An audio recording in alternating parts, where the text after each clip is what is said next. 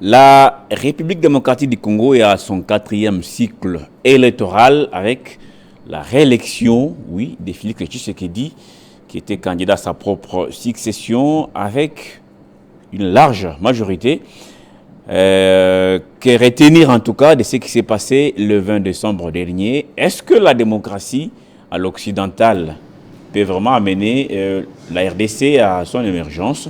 Nous allons discuter avec un cadre de l'Union sacrée qui était sur le champ des batailles. Il s'agit de Trésor Kabachi Kilubu. Il est le président national du parti Alliance populaire pour les sociales. Bonjour et bienvenue. Bonjour, messieurs les journalistes. Meilleurs vœux de l'an 2024.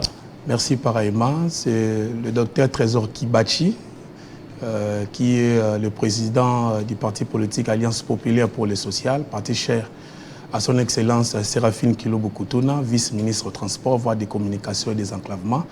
Mais aussi, je suis le porte-parole du regroupement Alliance Bloc 50, qui est dirigé par le président Julien Paluku Kaongia. Très bien. Alors, nous venons de passer cette période. Il y avait beaucoup de prophètes de malheur. Beaucoup pensaient que le pays allait brûler. Mais les Congolais sont là. D'ailleurs, ils ont passé la Saint-Sylvestre en toute quiétude, peut-être hormis des zones en proie aux groupes armés depuis plusieurs mois maintenant. Ces élections, Kadima a dit, Tshisekedi est vainqueur avec 73,3%. L'opposition vous qualifie des tricheurs. Vous aviez des machines à voter. Comment est-ce possible?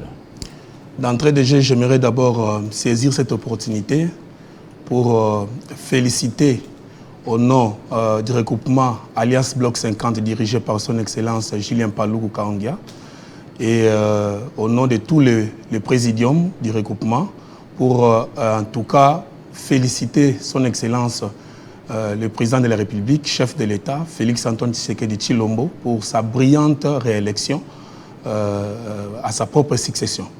Alors aussi nous devons noter que les élections dans le monde entier est attachées toujours des irrégularités. Mais le vôtre était plus visible. On a vu beaucoup de vidéos, des photos, des témoignages. Qui vous a remis des machines à voter? Comment êtes-vous arrivé à avoir des machines à voter? Est-ce que vous pouvez aujourd'hui identifier ça et là physiquement que tel membre de l'Union sacrée avait les machines à voter dans sa maison ou ça et là? Oui, il est vrai que nous avons vu dans les réseaux sociaux quelques machines entre les mains des candidats aussi. Des candidats, de certains individus, chose que nous décrions, parce que vous savez que même la Bible le dit, lorsque les fondements sont renversés, le juste que fera-t-il? Mais nonobstant tout cela, nous avons quand même vu les Congolais attachés à leur nation, attachés à leur pays pour aller voter, ainsi pour crédibiliser les prochains dirigeants de notre pays, afin que ces derniers, quand ils seront là, qu'ils puissent être en mesure de porter la voix de toute la République. Mais l'opposition dit ne pas se taire, en tout cas, par rapport à ce qu'elle qualifie d'injustice. Vous avez suivi les communiqués de 9 candidats qui contestent ce résultat. Comment vous allez vous en sortir? C'est leur droit de passer ainsi parce que nous sommes dans la démocratie. Mais aussi, de l'autre côté, j'ai vu d'autres candidats qui ont eu à féliciter le chef de l'État par rapport à sa brillante réélection. Vous savez, là où notre opposition a pu pécher, ils n'étaient pas à mesure de pouvoir se rassembler tout autour d'un seul candidat. C'était d'abord ça le premier problème. Ils n'ont pas pu converger leurs vues afin qu'on ait un seul candidat comme ça a été le cas plus ou moins en 2018. Mais cette année, ils sont allés en ordre dispersé parce qu'il y a des coins de la République où le chef de l'État, Félix Antoine Tshisekedi Tshilombo, n'est pas arrivé. Le chef de l'État n'est pas pu arriver, par exemple, à Bouma. Mais je vous note déjà que Séraphine Kilubu était jusqu'à Bouma là-bas pour prêcher le chef de l'État. Il y a des coins de la République où nous n'avons pas vu le chef de l'État y arriver, mais il avait quand même ses représentants qui ont eu à faire ce travail-là. C'est ce qui a fait à ce que le chef de l'État puisse remporter autant de voix. Et on a expliqué à notre population que les élections étaient bel et bien une question de notre terre.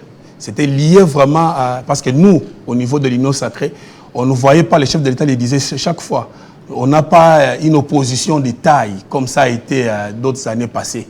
On avait que des gens qui étaient en train de tirer, tous dans la même direction, disant qu'on n'a pas pu faire ceci, on n'a pas pu faire cela. Mais dans l'ensemble, il n'y avait vraiment pas un programme que l'opposition proposait à notre population. Mais nous avons proposé ce qui était concret. Nous avons vu le chef de l'État se battre pour que notre armée puisse se remettre à nouveau. Et nous avons expliqué à notre peuple que nous sommes en phase de perdre une partie de notre territoire, raison pour laquelle nous devons consolider nos efforts ensemble avec les chefs de l'État pour que, de façon définitive, que nous puissions mettre hors d'état de nuire ce qui gangrène l'Est de notre pays. Il faut consolider, vous le dites, mais une partie de notre territoire est toujours occupée par les Rwandais via les terroristes du M23. Ça fait maintenant pratiquement 2 ans. Il n'y a toujours pas de solutions. Et cette campagne, on l'a vu, est venue beaucoup plus diviser les Congolais que les unir pour faire un bloc et mettre fin à cette occupation rwandaise. C'est là où nous disons que je pense que ça sera dans la deuxième partie où nous allons aborder ces points qui concernent les élections en Afrique, la démocratie type à l'européenne. Mais nous voulons tout simplement dire que j'ai été content lorsque vous avez cité les Rwandais. Parce que hier, on ne pouvait pas le dire. Dans 2 ans passés, aucun journaliste dans le monde, disons ici au Congo, ne pouvait dire tout clairement, sans ambiguïté et être à l'aise que finalement c'était les Rwandais qui nous agressaient. Là, ce sont parmi les efforts que les chefs de l'État ont pu amener. Et aujourd'hui, je pense dans tous les salons ici en République démocratique du Congo, même ailleurs au-delà de nos frontières, nous sommes convaincus que bel et bien c'était les Rwandais qui étaient derrière tout ça et qui étaient en train de mettre en avant les M23 pour essayer un peu de continuer à faire les désordres et de piller notre nation. Mais je pense qu'avec l'engagement et surtout les efforts que les chefs de l'État et toute son équipe est en train de fournir, je pense que dans les années qui viennent, nous aurons la paix dans notre pays. Et je pense que sans la paix, on ne saura pas construire la nation. Parce qu'aujourd'hui, nous devons les reconnaître, il n'y a aucune nation qui est construite dans le monde, aucune nation qui est prise au sérieux s'il n'est pas en paix, s'il n'est pas une armée forte et républicaine. Et nous sommes en train de travailler là-dessus. Et moi, je pense que nous pouvons même mettre de côté, même dans les tiroirs, tous les autres projets que nous avons et mettre en avant l'option de rendre notre armée puissante pour permettre à ce que le pays puisse décoller une bonne fois pour toutes. Tshisekedi a été réélu avec 73,3%, ce qui est un record si on doit faire la perspective des autres cycles électoraux 2006, 2011, 2018. Mais comment expliquer que quelqu'un qui, sur le plan social, a eu beaucoup de soucis parce que partout où il est passé, les gens se plaignaient, le social de la population pose problème. Et sur le plan sécuritaire, lui-même avait dit, si je ne mets pas fin à la guerre dans l'Est, c'est que j'ai échoué sur le plan sécuritaire. Comment voulez-vous quelqu'un qui a échoué sur le social et sur la sécurité puisse avoir autant de voix? Nous ne dirons pas que le chef de l'État a échoué sur le plan social. Sur le plan social, il y a plusieurs avancées déjà au nom de sa politique actuelle. Mais nous n'allons pas non plus dire que nous avons atteint déjà, je vais dire, l'excellence dans ce que nous sommes en train de faire ou bien dans les quotidiens de tous les Congolais. Mais nous sommes en train d'y travailler. Le chef de l'État est en train de travailler là-dessus. Ce qui a favorisé d'abord son électorat, c'est d'abord son cœur. Félix Antoine Tshisekedi Tshilombo, c'est un homme humble. C'est un homme humble et c'est un homme qui écoute également. Parce que l'Union sacrée, dans sa diversité, a eu à faire des propositions au chef de l'État par rapport à cette élection qui vient de passer. Et nous avons vu un homme qui écoute, qui écoute les autres. Un homme qui est capable de pouvoir tendre son oreille à celui qui les souffle quelque chose de bien, pouvant aider à ce que le chef de l'État puisse comment dire, remporter la victoire. Nous avons par exemple proposé qu'au niveau de l'Union sacrée, que chaque candidat soit à mesure de mettre déjà l'effigie du chef de l'État partout là où il va battre campagne. Vous savez, lorsque nous arrivons dans tel coin, tel autre coin, les gens qui nous entourent, les gens qui nous écoutent, ils savent déjà que nous sommes là pour parler du chef de l'État. On n'avait plus à pouvoir justifier quoi que ce soit. C'était aussi une stratégie qui a vraiment permis à ce que nous puissions atteindre ces records-là. Vous avez par exemple d'autres candidats qui sont allés aux élections seuls, sans député national, sans provincial, ni les conseillers municipaux.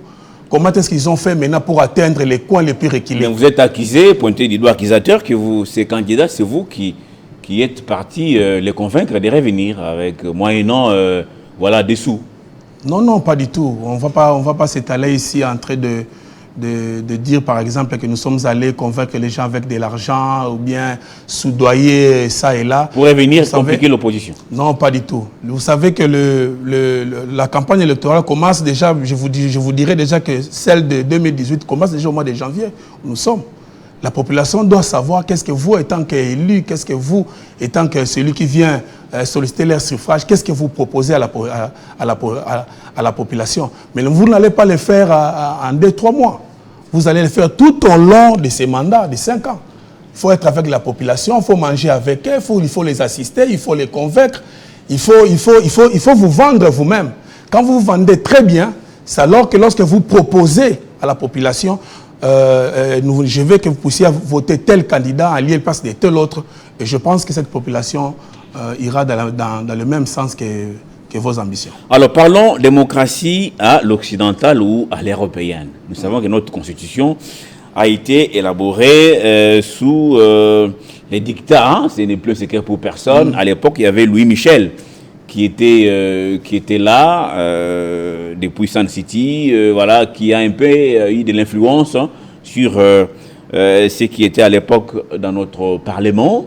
Et aujourd'hui, nous sommes au 4e cycle électoral. Qu'est-ce qui a réellement changé dans ces pays grâce aux élections?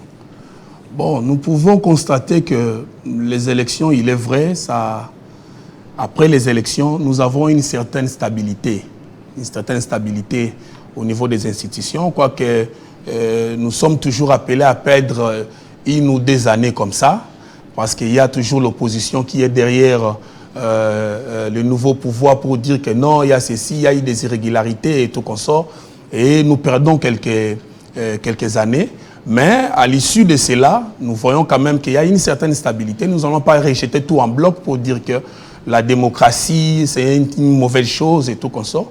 Mais qu'est-ce que nous constatons? Nous sommes en train de faire du surplace depuis un moment.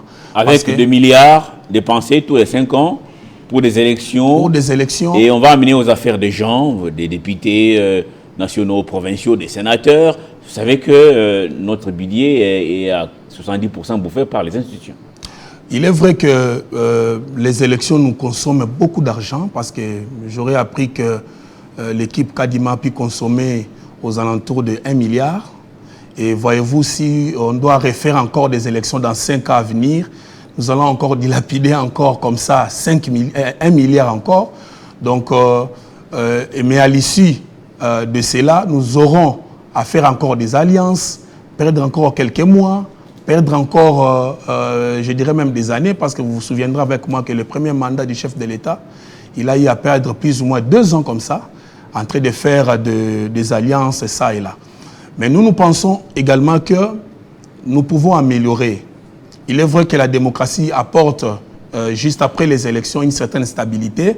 Les institutions qui sont mises en place permettent à ce que ces institutions puissent avoir une certaine légitimité. Mais je pense que si nous continuons à faire chaque 5 ans les élections, nous allons nous rendre compte que nous serons en train d'évoluer à pas de tortilles. Alors, qu'est-ce que vous voulez? Vous préparez la population à une modification de la Constitution, c'est ça? Non pas seulement une modification de la Constitution, mais nous devons réfléchir en tant que Congolais. Et là, d'ailleurs, je demanderai au chef de l'État, à l'issue de ces élections, à l'issue de ces brillantes réélections du chef de l'État, s'il peut aider la nation à à nous mettre ensemble. C'est-à-dire, il peut même aller tendre la main même au niveau de l'opposition pour ramener nos frères congolais à ce que nous puissions nous asseoir pour revoir un peu certaines choses à ce qui concerne notre constitution. Vous savez, si nous devons faire les élections chaque 5 ans, là, ça n'engage que moi, ça n'engage pas ma formation politique. Là, c'est moi qui parle. C'est-à-dire que je suis parmi les jeunes qui pensent que nous pouvons avoir un seul mandat de 10 ans. Un seul mandat de 10 ans pourra aider à ce que le pays puisse économiser. Donc, président qui arrive, mandat de 10 ans non renouvelable. Non renouvelable. Quelqu'un qui est là, il ne renouvelle pas, mais nous faisons les élections. Nous pouvons revenir à des tours. On peut le faire à des tours et les préparer calmement, que ce soit les chefs de l'État et jusqu'au niveau des conseillers municipaux. Personne ne revient. C'est-à-dire, et les chefs de l'État, les députés nationaux, les provinciaux, les conseillers, qui ne puissent plus revenir. Nous faisons un seul mandat de 10 ans. On le fait à des tours pour permettre à ce que nous puissions avoir vraiment les résultats qui nous ressemblent et donner le temps à celui qui prendra les pouvoirs de pouvoir mettre en place son programme et aider la nation à pouvoir aller de l'avant. Vous savez, par exemple, c'est lui qui arrive à la tête. Je donne un exemple, le monsieur qui est, je ne connais même pas son nom, mais je sais qu'il fait un très bon travail. Le monsieur qui est par exemple à la DGI. Ce monsieur-là est en train de mobiliser beaucoup de recettes pour le bien de nos populations. Mais quelqu'un qui a cette vision-là, qui a mis sur pied un programme, vous allez voir qu'à l'issue seulement de 3-4 années, on le met de côté, une autre personne arrive avec une nouvelle politique et il va chercher un peu à sillonner ça et là pour asseoir sa politique. Vous allez vous rendre compte qu'il n'aura pas à faire ce que son prédécesseur a eu à faire et le pays va continuer à faire les surplaces. Si je peux emprunter encore un autre exemple, je prendrai également l'exemple par exemple de celui qui est à la tête actuellement de l'ONATRA, prenons le cas. Nous avons vu ici en République démocratique du Congo et notamment ici à Kinshasa, les gens prendre des cercueils, circuler ça et là. Mais nous ne les voyons plus. Et j'aurais appris qu'il y a plus de 1000 retraités dont le chef de l'État était descendu lui-même sur place pour les envoyer en retraite avec quelque chose de consistant. Ce sont des choses à pouvoir applaudir. Donc moi je pense que si on laisse à quelqu'un le temps, parce que le chef de l'État maintenant a une vision holistique du pays et il est maintenant à mesure de pouvoir placer l'homme qu'il faut à la place qu'il faut, parce qu'il a eu le temps, le minimum de temps de pouvoir voir le pays sous un autre angle, pouvant permettre à ce que nous puissions aller de l'avant. Est-ce que les Africains ont été quelque part naïfs en copiant ces modèles occidentaux, sachant que chez nous, nous avons encore des soucis, quels soucis, infrastructure, on n'en a pas, il y a des coins où il n'y a pas d'eau, d'électricité. En son temps, Mouzé Kabila, de reste mémoire, disait qu'on ne peut pas, dans un pays comme le nôtre, organiser des élections alors que nous n'avons pas de routes. Est-ce que nous avons été quelque part naïfs en copiant tout de l'Occident? Vous voyez, du côté de l'Asie, les gens ont créé leur propre modèle et aujourd'hui, tous ces pays sont pratiquement émergents. Effectivement, nous n'allons pas également dire que nous avons tout gobé bêtement, mais je pense qu'il est temps que nous puissions nous ressaisir. Il est temps que les Africains puissent se ressaisir. Même quelques pays européens ne font plus des élections pour le plaisir de le faire. Ils font des élections justement pour essayer de légitimer ceux qui sont au pouvoir, mais ils regardent aussi les délais, ils regardent aussi les timings. Il ne faudrait pas qu'à l'issue de 5 ans, parce que là nous sommes déjà au mois de janvier 2024, et d'ici peu, les temps courts, d'ici peu nous allons nous retrouver. On est censé déjà mener des débats, des discussions pour savoir qui va remplacer Kadima. Effectivement. Et là, ça part encore effectivement, ça nous prendra beaucoup de temps. Et nous allons... la CENCO va se réunir avec les confessions religieuses et tout qu'on sort. Et cette foire-là va encore nous prendre beaucoup de temps inutilement. Moi, je pense que nous pouvons nous ressaisir. Et je demande vraiment que les chefs de l'État, comme étant garant des beaux fonctionnements des institutions, puissent nous aider la nation, mais aussi les prochains députés que nous aurons, puissent se pencher aussi à la question, non pas seulement la question liée à la double nationalité des uns et des autres, mais il y a des questions vraiment qui touchent à la vie de la population. Nous voulons quand même que ceux qui vont nous gérer demain aient quand même suffisamment le temps de pouvoir travailler. Non pas que nous avons des gens qui arrivent. D'ailleurs, il n'y a aucun ministre, nonobstant, je pense, Matata Ponyo, qui a eu suffisamment le temps. Mais tous les restes des premiers ministres, ils ont eu à faire, si pas 2 ans, 3 ans. Vous voyez qu'en 2 ans ou 3 ans, vous n'aurez pas assez de temps pour étaler vraiment votre programme et vous mettre sur le terrain et avoir des résultats escomptés. Êtes-vous en train de préparer les gens à accepter une modification de la Constitution pour permettre au président Tshisekedi d'empiler de nouveau, de rester un peu le plus longtemps que possible au pouvoir?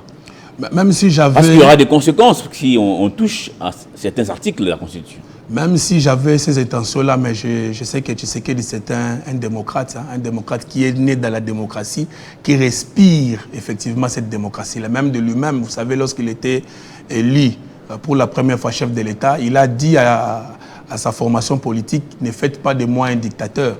C'est-à-dire que Tshisekedi lui-même, en âme et conscience, ne peut pas aller dans ce sens-là. Mais nous voulons, si vous voulez aider le pays, nous devons transcender certaines choses. J'ai aimé le côté sportif du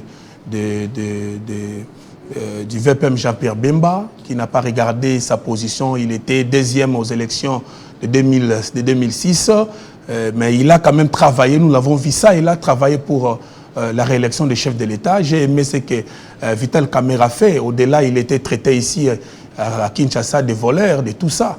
Mais il n'a pas regardé tout cela, il a regardé la direction de la nation. Nous avons besoin des hommes d'État. Nous avons besoin des hommes qui, au-delà de regarder leur propre positionnement, mais regardent aussi l'État, regardent aussi la dame qui est dans les fins fonds du village là, qui souffre. Nous devons voter des lois, nous devons refaire des choses pour permettre à ce que, enfin, que le pays puisse respirer. Dernière question, en tout cas, avant de nous quitter. Vous disiez que Tshisekedi avait perdu 2 ans FCC Cash à faire des consultations politiques pour ne pas léser les uns les autres. Aujourd'hui, tous les teneurs étaient sur terrain, y compris vous-même et votre autorité morale, pour battre campagne. Et que ça sera facile de se partager les gâteaux? Nous avons déjà une grande équipe qui est, je pense que, répartie en termes de regroupement.